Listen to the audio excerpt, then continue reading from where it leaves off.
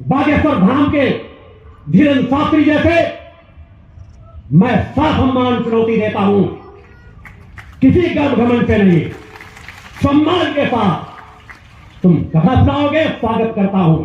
मानवता के कल्याण के लिए कार्य करोगे, स्वागत करता हूं। मगर अपने आप को सिद्ध कहोगे तो जब तक इस धरती पर सच्चिदानंद शक्तिपुत्र मौजूद है, तुम्हारे ढोंग पाखंड को चुनौती पिछले 35 सालों से देता चला आ रहा है। अब इसी सनातन धर्म को कुछ ढोंगियों पाखंडियों ने दिशा भ्रमित कर दिया है। पर्चा बनाने वालों ने समाज को दिशा भ्रमित किया है। और मुझे कहने में आपत्ति नहीं कि आज एक बहुत बड़ा साधु संतों का समूह, कथा वक्ताओं का समूह ऐसे पर्चा बनाने वालों के सामने नतमस्तक हो रहा है, जिनके पास कोई भी साधनात्मक क्षमता नहीं है। कि या तो वो कह दें कि हमारे पास की कोई बजरंगबली की कृपा नहीं, उसके पास बजरंगबली की कृपा हो तो वह तो सब कुछ कर सकता है।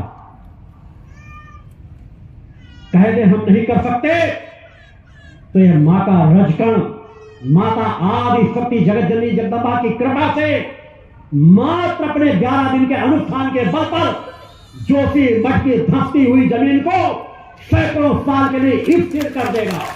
पर्चा बनाने वाले बजरंगबली को बदनाम करते हैं, जैसे बजरंगबली उनके गुलाम हो, बैठे रहते हो इंतजार करने के लिए कि जब तुम दरबार लगाओगे हम कान में आके तुम्हें बताते रहेंगे। कौन सी भैया तुमने ऐसी भक्ति कर ली बजरंगबली की, कौन सी तपस्या कर ली कि बजरंगबली के पास और कोई कार्य नहीं बचा।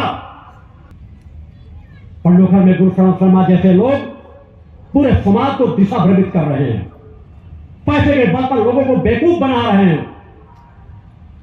11,000 51,000 आहुतियों के नाम पे, कभी किसी चीज के नाम पर 300 का नारियल दे करके बेच करके, और बताने की सामर्थ्य कुछ नहीं है।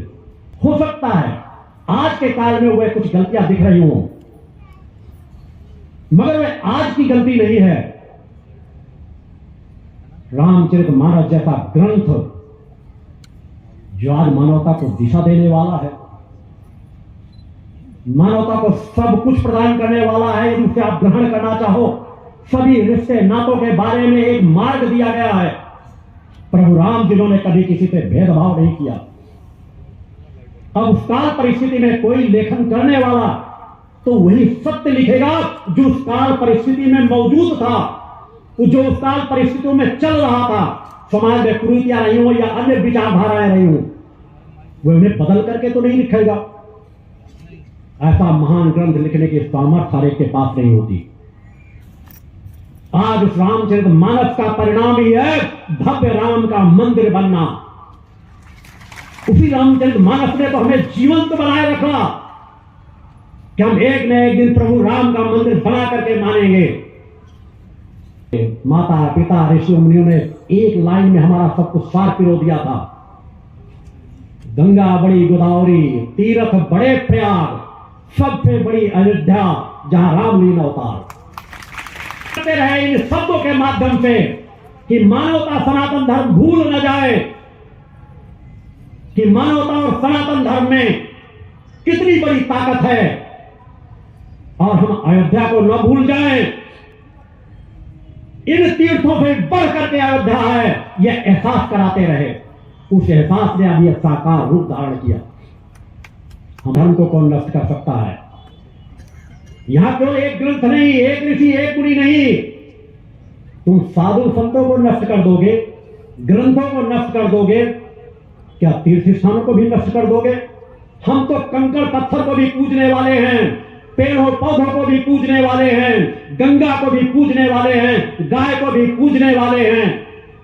किस किस को नष्ट करोगे? उसे कोई नहीं कर सकता।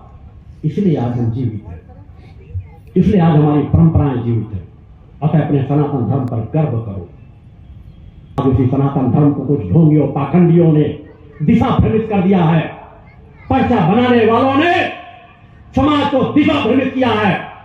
और मुझे कहने में आपत्ति नहीं कि आज एक बहुत बड़ा साधु संतों का समूह, कथा वक्ताओं का समूह ऐसे पर्चा बनाने वालों के सामने नतमस्तक हो रहा है, जिनके पास कोई भी साधनात्मक क्षमता नहीं है। जिनके पास कोई भी भविष्य का ज्ञान नहीं है, एक भी भविष्य की घटना बताने की सामर्थ्य नहीं है, माइंड रीडिंग के माध्यम से, कुछ तुच्छ क्रमों के माध्यम से किसी का नाम बता देना, किसी की समस्या बता देना, ये कोई बड़ी बात नहीं है। ये तो हमारे अनेकों माइंड रीडर भी कर सकते हैं। आज अनेकों लोग उनसे ज्यादा करने की सामर्थ्य रखते हैं। सुहानी साहब और सुमित खरबंदा ने अनेकों चीजें उनसे भी ज्यादा करके दिखाया है। मीडिया में सभी लोगों ने, आप लोगों ने देखा। मैं नमन करता हूं सुहानी साह के उस सनातन के समर्पण को कि जिसे अनेकों साधु संतों ने कहा कि तुम देवी बनकर के हमारे पास आ जाओ, हम तुमको देवी बना देंगे, पैसे में माला माल कर देंगे, बस तुम एक कह दो कि हम देवी हैं और तुम समाज को जो हम कह रहे हमारे आश्रम में बैठ के करती रहो। मालूम उसने क्या जवाब दिया? मैं एक सनातनी हूं। उसने कहा सनातन सत्य पर टिका हुआ है, मैं ढोंग पाखंड नहीं कर सकती, मैं माइंड रीडिंग करती हूं, मैं अपने ट्रिक के माध्यम से सब कुछ करती हूं, मैं इसमें किसी देवी देवता को सम्मिलित करके पाप की भागीदार नहीं बनूंगी। यह होती है सनातन की ताकत। मगर आज अनेकों लोग पर्चा बनाने वाले बजरंगबली को बदनाम करते हैं, जैसे बजरंगबली उनके गुलाम हो, बैठे रहते हो इंतजार करने के लिए कि जब तुम दरबार लगाओगे हम कान में आके तुम्हें बताते रहेंगे। कौन सी भैया तुमने ऐसी भक्ति कर ली बजरंगबली की? कौन सी तपस्या कर ली कि बजरंगबली के पास और कोई कार्य नहीं बचा? बजरंगबली और भक्तों के लिए कल्याण खुद नहीं कर रहे, जब वह कहेंगे तभी होगा। वह अगर कहेंगे भूत प्रेत झाड़ देते हैं, भूत प्रेतों को बंधक बना लो, तो भूत प्रेत बंधक बन जाएंगे। मैं उनसे पूछना चाहता हूं, अगर भूत प्रेतों को बंधक बना लेते हो तो उसी वहां से जाने के बाद दोबारा क्यों प्रभावित होते हैं? तुम्हारे एक आदेश पे उनके ऊपर डंडे बरसने लगते हैं, तो एक बार भी उनको सजा दे दो। क्यों बार बार हर महोत्सव बुलाते हो? साल साल भर लोग आ रहे हैं और वही खड़े हैं। कुछ लोगों को अपनी भावना की वजह से लाभ मिल जाता है, मगर ऐसे पर्चा बनाने वालों का कोई क्रम नहीं रहता जिसके वजह को देते हो। कहते हमारे भूतों का साम्राज्य लगा रहता है, एक बार कोई अंदर आ जाता फिर जा नहीं सकता बगैर हमारी इच्छा के। तुम सैकड़ों सैकड़ों भूत भेज करके भूतों को पकड़ लाते हो। मैं सभी पर्चा बनाने वालों को चुनौती देता हूं, तुम्हारे पास सामर्थ हो तो सब भूतों को मेरे पीछे लगा दो। एक रोया भी टेढ़ा करके दिखा दोगे तो मैं मान जाऊंगा। बोल गुरुदेव भगवान की जय। क्यों ढोंग पाखंड रचते हो? क्यों सनातन को बदनाम करते हो? पंडोखर में गुरुशरण शर्मा जैसे लोग पूरे समाज को दिशा भ्रमित कर रहे हैं, पैसे के बल पर लोगों को बेवकूफ बना रहे हैं। 11,000 51,000 आहुतियों के नाम पे, कभी किसी चीज के नाम पर 300 का नारियल दे करके बेच करके, और बताने की सामर्थ्य कुछ नहीं है। मैं अपना ज्यादा समय इन चीजों में नहीं दूंगा। कल इन विषय में और विस्तार से आपको इंगित करूंगा, विस्तार से बताऊंगा। अनेकों स्थानों की स्थितियां हैं। प्रेमा साईं जैसे लोग ऐसे हैं जो कहते हैं डीएनए हम बदल देते हैं। मातंगी माता का दरबार, मातंगी माता जैसे उनकी गुलाम हो, इतने मंत्र इधर पे पढ़ो, इतने डंडे इधर पे मारो, इसको भस्म कर दो, इसका खून बदल दो, इसको ले जाके इसकी भस्म प्रेतों की जाके नदी में बहा दो। अगर भैया सब कुछ कर सकते हो तो फिर दोबारा भूत प्रेत कहां से आ जाते हैं? यहां पीठ से निकाल रहे हैं, सर पे निकाल रहे हैं, जीवा से निकाल रहे हैं, उनके बच्चों को भी बुला रहे हैं। कितना बड़ा पाखंड रचोगे पैसे के लिए? और सब पैसा वसूल करते हैं, करोड़ों करोड़ों रुपए की संपत्ति इकट्ठा करते जाते हैं, और थोड़ा बहुत मानवता के कल्याण में लगा दिया तो वाहवाही लूटना चाहते हैं। मगर हमारे सनातन धर्म के धर्म प्रमुखों को क्या हुआ? यह ढोंग पाखंड उन्हें नजर नहीं आता? क्या हमारे तपस्वी ऋषि मुनि ऐसे थे? बागेश्वर धाम के धीरेन्द्र शास्त्री जैसे? मैं साफ सम्मान चुनौती देता हूं, किसी गर्भ घमंड से नहीं, सम्मान के साथ तुम कथा सुनाओगे, स्वागत करता हूं। मानवता के कल्याण के लिए कार्य करोगे, स्वागत करता हूं। मगर अपने आप को सिद्ध कहोगे तो जब तक इस धरती पर सच्चिदानंद शक्तिपुत्र मौजूद है, तुम्हारे ढोंग पाखंड को चुनौती पिछले 35 सालों से देता चला आ रहा है। हर मंत्रों से दी गई है, कोई आज की नहीं। इसलिए मैंने एक सम्मेलन की मांग की है कि एक ऐसा सम्मेलन हो जहां पर सत्य सत्य का परीक्षण हो सके कि किसके पास आज आध्यात्मिक शक्ति है। भूतकाल बिता देना तो बहुत आसान है, बहुत सी कुछ चीजें बता करके दिखाओ तो मैं भी नमन करूंगा।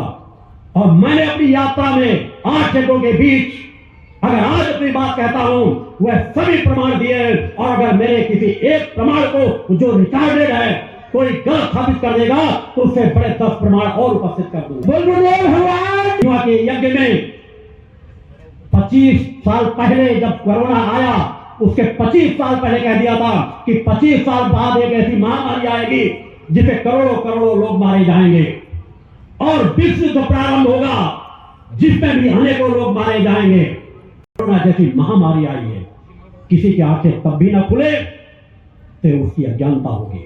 इसलिए मैंने कहा है कि एक मौका यदि हमारे धर्म प्रमुख चाहें तो मेरी मांग है कि मैंने समाज के भी सभी प्रमाण दिए हैं, उन यज्ञों के माध्यम से एक नहीं सैकड़ों ऐसे कार्य जो धीरेन्द्र शास्त्री जैसे लोगों को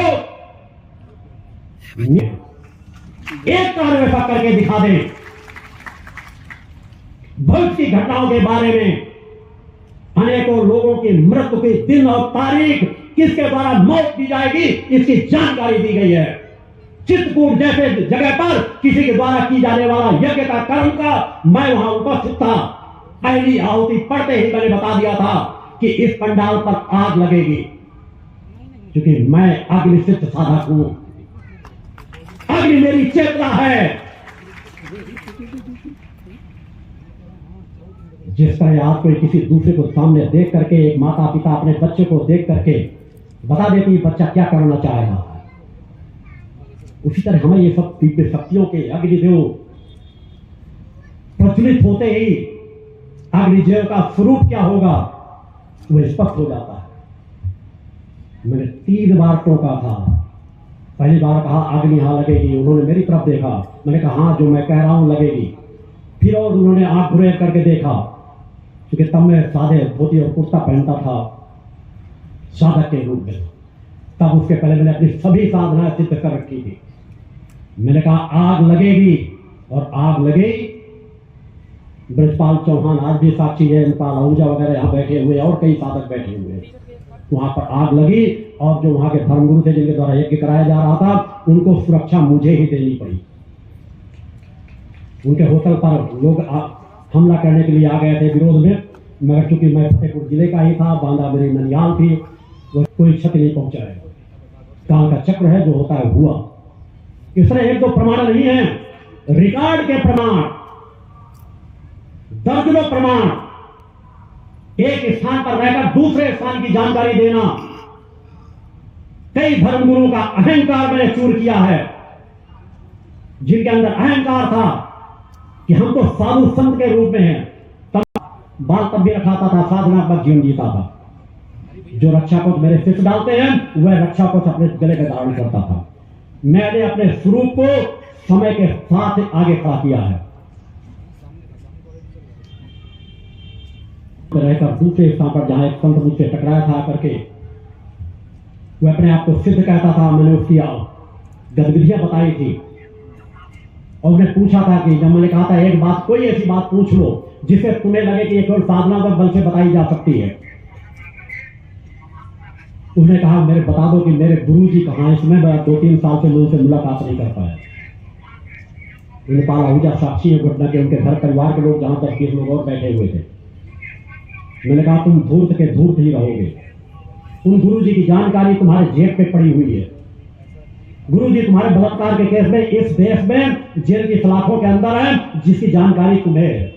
मैंने एक मौका दिया था कि कुछ भी ऐसा पूछो जो तुम्हारे लिए भी लाभदायक हो। अब मैंने कहा बताऊं कि तुम इस गांव में रहकर क्या क्या करते हो। मेरे पैरों पर उसने सर रख दिया। ये घटना समाज के बीच की है। मैंने कभी इस तरह के चमत्कारों का साथ लेकर के समाज को नहीं जोड़ा। किसी का बच्चा कहीं खोया हुआ हो, चर्चाएं चल रही है, देखो लोग पूछ कर वो बच्चा यहां रह रहा है, वहां गया है, उसको यहां से मिलेगा। मैं वहीं पर बैठा हुआ था, कई लोग जानकारी दे रहे थे, उनके घर के परिजन आए थे, मैं हंसने लगा। मैंने कहा किस तरह धूर्त बनाते हैं, लोगों को बेवकूफ बनाते हैं। मैंने कहा तुम्हारा बच्चा वहां कहीं पर नहीं है, बच्चा तुम्हारा इस दिशा में, इस जिले में है और वहां सुरक्षित है, और 2 दिन बाद सुरक्षित आपके घर पहुंचा दिया जाएगा। ये सब घटनाएं मेरे जीवन के साथ हैं, मगर मैं आपको मंच से कहता हूं, मैं किसी की चोरी की बात नहीं बताता, क्योंकि मैंने अपनी साधना जिस दिन से संकल्प कर रखी है, कोई किसी तरह का लाभ, किसी को कार्य में फलीभूत करना, इसके लिए नहीं। वहां आप आइए, साधना कीजिए, मां का आशीर्वाद प्राप्त कीजिए।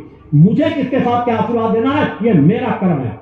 एक नहीं, अनेकों लोगों को जीवन दान दिया गया है, मगर जीवन दान का तात्पर्य नहीं कि तुम लेकर के आओ और तुम्हारे कहने से मैं किसी को जीवन दान दे दूं। यह मेरा कर्म है, मुझे किसे लाभ देना है, किसे नहीं देना, सैकड़ों प्रमाण है, मगर आज मैं चमत्कारों के रूप में नहीं लेता। आज मैं धीरेन्द्र के शास्त्री जैसे लोगों को बता देना चाहता हूं, अकुल अपने धर्म के लिए नहीं, उन ईसाई धर्म को लिए, उन मुल्ला मौलवियों के लिए जो दिशा समाज के भटका रहे हैं। मैं आज भी मानता हूं कि इस्लाम धर्म में 50% ऐसे लोग हैं जो शांति से रहना चाहते हैं, मगर जिहादी मानसिकता के लोग उन मुल्ला मौलवियों को जो कहते हैं किसी का गला उतारो तुम्हें जाके जन्नत में हूरें मिलेगी, मैं उन्हें कहता हूं कि फिर तुम सबसे बड़े दुराचारी हो कि अपने कुरान पर तुम्हें विश्वास नहीं। अगर विश्वास करते हो कि तुम्हारे पूरे कर्म का फल हूरे मिलना है, तो सबसे पहले तुम पैसा पास करो। क्यों लोगों को भटका रहे हो? आओ गला उतारो, योगी जी तुम्हारे ऊपर बुलडोजर चढ़ा करके काउंटर करा के तुम्हें जल्दी भेज देंगे, जाके हूरों को प्राप्त कर लेना। ये विस्तार की चीजें और बताऊंगा। सब कुछ जैसे सांप सूंघ गया। धीरेन्द्र शास्त्री ने तो हमारे सम्मानित शंकराचार्य को कह दिया कि वह अपना आपा खो चुके हैं। जो दूसरों को आपा खो देने की बात कहें, हमारे शंकराचार्यों से कुछ गलतियां हो सकती हैं, मगर वह ज्ञानी है धीरेन्द्र शास्त्री, तुमसे ज्यादा तपस्वी हैं, तुमसे ज्यादा ज्ञान रखने वाले हैं। वह चमत्कारों में नहीं पड़ते, साधना तपस्या में लगे हुए हैं। कमियां हुई हैं। क्या दुर्भाग्य हमारे सनातन धर्म का यही है कि हमारे आदि गुरु शंकराचार्य का यदि सही स्वरूप समाज में रखा गया होता, तो आज लोग छोटी छोटी चीजों के जो आज पूजन की तरफ समाज बढ़ता जा रहा है, हमारे शंकराचार्य का सम्मान हो रहा होता। मैं विश्वास दिलाता हूं कि हमारे शंकराचार्य आह्वान करें सभी धर्मों का, और इस तरह के पर्चा बनाने वालों को, जिनके पर्चा बनाने वालों की खोज मैं कल और खोलूंगा कि या तो वो ये कह दे कि हमारे पास की कोई बजरंगबली की कृपा नहीं थी, उसके बाद बजरंगबली की कृपा हो तो वह तो सब कुछ कर सकता है। कह दे हम नहीं कर सकते, तो यह मां का रजकण, माता आदि शक्ति जगत जननी जगदम्बा की कृपा से मात्र अपने 11 दिन के अनुष्ठान के बल पर जोशी मठ की धंसती हुई जमीन को सैकड़ों साल के लिए स्थिर कर देगा। बलदेव भगवान की। अगर ऐसा न कर सका तो पूरा आध्यात्मिक जीवन छोड़ दूंगा, अगर कहेंगे तो सर काट के उनके चरणों में चढ़ा दूंगा। बलदेव भगवान की जय। मगर आह्वान हो पहले पूरे समाज का, उन पाखंडियों का, उन ढोंगियों का जो त्रिकालज्ञ अपने आप को कहते हैं, त्रिकालदर्शी दरबार चलाते हैं, मानवता को लूट रहे हैं, ठग रहे हैं। एक मिर्गी के सामान्य मरीज को ठीक करने की सामर्थ्य नहीं है, किसी का भविष्य बता देने की सामर्थ्य नहीं है। मैं कल आगे जाऊंगा, इन बिंदुओं पर आज मैंने संकेत दिए हैं। मैं जब तक इस धरती पर हूं, सनातन को उस दिशा में नहीं ले जाने दूंगा जिस दिशा में ले जा करके सनातन को खोखला कर देंगे ये लोग। ढोंगियों पाखंडियों को यदि हम महिमा मंडित करते रहे तो कोई साधना नहीं करना चाहेगा, कोई तपस्या नहीं करना चाहेगा, हर माइंड रीडर बनना चाहेंगे और धर्म के नाम पर एक पाखंड का रास्ता खोल देंगे। मैं विस्तार से कल इन बिंदुओं पर चिंतन दूंगा और एक सम्मेलन हो, उस सम्मेलन में वह यदि करके दिखा नहीं पाएंगे तो उससे बड़ी स्थितियों का लाभ मैं देने के लिए तैयार बैठा हूं। कल विस्तार से इस बिंदुओं का चिंतन होगा, क्योंकि हमारे लिए महाशक्ति शंखनाद और दिव्य माता आदि शक्ति जगत जननी जगदम्बा की आरती ज्यादा महत्वपूर्ण है। हमारा महाशक्ति शंखनाद जो एक नवरात्रि में पंचोशक्ति सिद्धार्थ